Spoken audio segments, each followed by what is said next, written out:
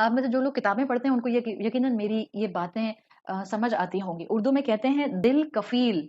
दिल कफील का मतलब ये है the heart that is on a giving nature. दिल कफील रास्ते कसीर। जब इंसान गिविंग नेचर पर होता है ना तो रास्ते बनते जाते हैं, राहें खुलती जाती हैं, आसानियां आती जाती हैं। इट्स लाइक कि आप खुद अल्लाह के सामने सजदा शुक्र में गिर जाते हैं, ये काम हो कैसे गया अल्लाह, अल्हम्दुलिल्लाह। जब दिल बड़े होते हैं, जब ज़र्फ आला होते हैं, रास्ते बनते जाते हैं, काम समरते जाते हैं। तो कहते हैं दिल कफील रास्ते कसीर, रास्ते बहुत ज्यादा हो जाते हैं।